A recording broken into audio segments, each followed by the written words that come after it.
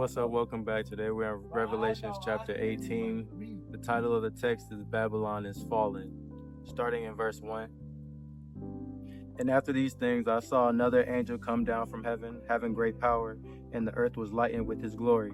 And he cried mightily with a strong voice, saying, Babylon the great is fallen, and is become the habitation of devils, and the hold of every foul spirit, and the cage of every unclean and hateful bird. For all nations have drunk of the wine of the wrath of her fornication, and the kings of the earth have committed fornication with her. And the merchants of the earth are waxed rich through the abundance of her delicacies. Verse 3. The woman, Babylon the Great, is now pictured as the great city, which has secured political influence over the kings of the earth. By sexual immorality, Babylon could include an actual city in the end times, but it is more likely that Babylon the Great is the world system organized in arrogant rebellion against God. And I heard another voice from heaven saying, Come out of her, my people, that ye be not partakers of her sins, and that ye receive not of her plagues. Verse 4. A few interpreters understand the rapture of the church to take place at this point. For her sins have reached unto heaven, and God hath remembered her iniquities. Reward her even as she is rewarded you, and double unto her double according to her works. In the cup which she hath filled to her double. How much she has glorified herself and lived deliciously, so much torment and sorrow given her. For she has said in her heart, I sit a queen, and I am no widow, and shall see no sorrow. Therefore shall her plagues come in one day, death and mourning and famine, and she shall be utterly burned with fire. For strong is the Lord God who judges with her. Verse 5 through 8. Babylon the great sins and iniquities are piled up to heaven like growing refuse heap, the stench of which finally becomes unbearable. God will repay Babylon for her works in full measure and more so. Babylon may arrogantly sit as a queen with a false sense of security, but the judgment for her manifold sins, including self-glorification and lavish living, is certain and will be strong and swift. And the kings of the earth who have committed fornication and lived deliciously with her shall bewail her and lament for her when they shall see the smoke of her burning, standing afar off for the fear of her torment, saying, Alas, alas, the great city Babylon, that mighty city, for in an hour is thy judgment come.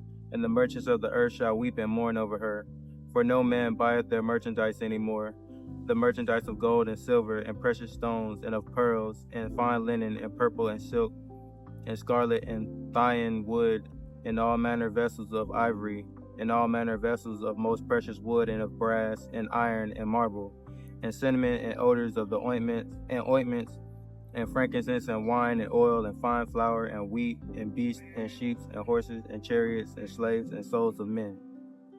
And the fruits of thy soul lusted after are departed from thee, and all things which were dainty and goodly are departed from thee, and thou shalt find them no more at all. Verse 11 through 14. The merchants of the earth shall weep and mourn at her demise because of their loss of business. The inventory is similar to the list of Ezekiel 27. All these dainty and goodly things will disappear. The merchants of these things which were made rich by her shall stand afar off for the fear of her torment, weeping and wailing, and saying, Alas, alas, the great city that was clothed in fine linen and purple and scarlet and decked with gold and precious stones and pearls. Verse 15 through 16. The merchants do not come to Babylon aid, but stand far off to protect themselves. For in an hour so great riches is come to naught, and every shipmaster and all the company and ships and sailors, and as many as traded by sea stood afar off, and cried when they saw the smoke of her burning, saying, What city is like unto this great city?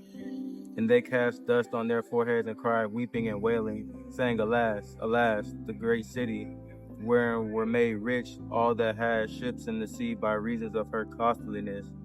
For in 1 hour is she made desolate. Verse 17 through 19. The next group to lament the loss of Babylon the Great are those heavily invested in maritime commerce. Rejoice over her, thou heaven, and ye holy apostles and prophets, for God hath avenged you on her. Verse 20.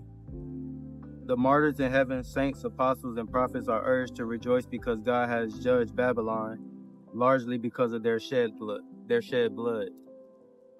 And the mighty angel took up a stone like a great millstone and cast it into the sea, saying, Thus with violence shall the great city Babylon be thrown down, and shall be found no more at all. Verse 21, a great millstone could weigh tons. The voice of harpers and musicians, and of pipers and trumpeters, shall be heard no more at all in thee. And no craftsman, of whatsoever craft he be, shall be found any more in thee. And the sound of a millstone shall be heard no more at all in thee. And the light of a candle shall shine no more at all in thee. And the voice of the bridegroom and of the bride shall be heard no more at all in thee. For thy merchants were the great men of the earth, for by the sorcerers were all nations deceived, and in her was found the... Verse 22 through 23. After the judgment of Babylon the Great, such perversion of God's intention for beauty will happen no more.